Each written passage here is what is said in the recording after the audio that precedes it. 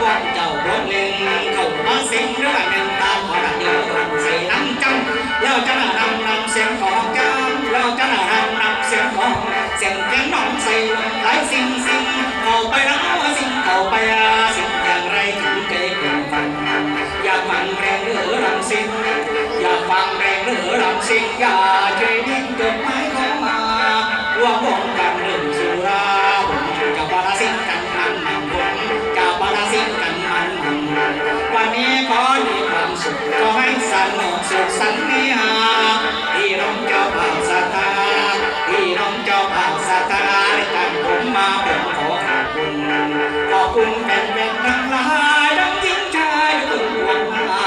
คุณลุงคุณป้าคุณอาที่ให้ผมมาช่วยกันช่วยงานเป็นงานที่มีสุขทุกคนดวงเด็กศรัทธาสลับสัตว์สิ่งหนึ่งตราโอกันมาสั่งบุญสุนทาเป็นงั้นเจ้าของบุญเด้อพอบุญสีขอเรื่องแม่ใส่ตาเสียงลำแล้วจำแล้วจำมันนำลงไปสั่งไปตั้งมุ่งมันกันวันนี้มีแนวนี้ก็สามารถสาธายาทานเจ้าไพศาลสมุทรเกินนี่จงมีนิทงกงกล่อมนิทานมี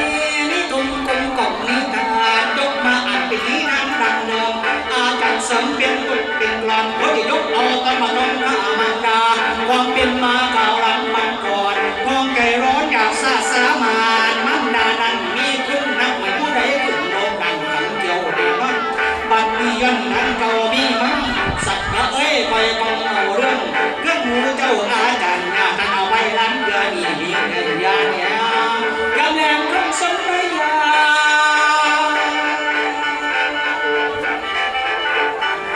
กำแรงคำสนธยาของน้องน้ำตามันนั่งมองสองคนมีแต่น้ำตาหนองสองคนมีแต่น้ำตาหนองคนโซ่คนหวังบอกหวังหลังปากเพราะว่าตายจากกันต้องยังยาวเหงา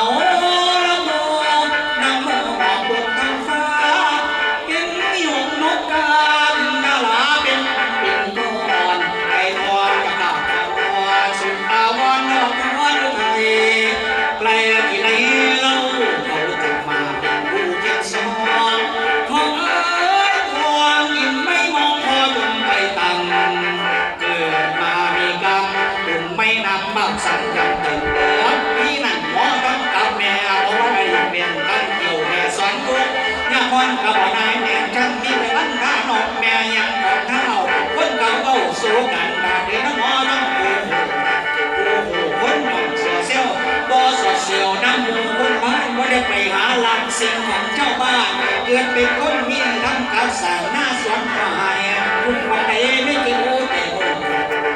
นหาเลี้ยงแม่กินจะจริงจะแก่แค่ไหนจะจริงจะแก่แค่ไหน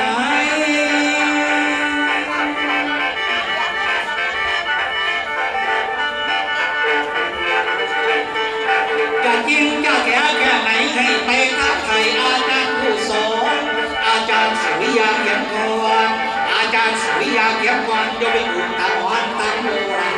ยังมีไอ้เจ้าผู้จอมชื่อ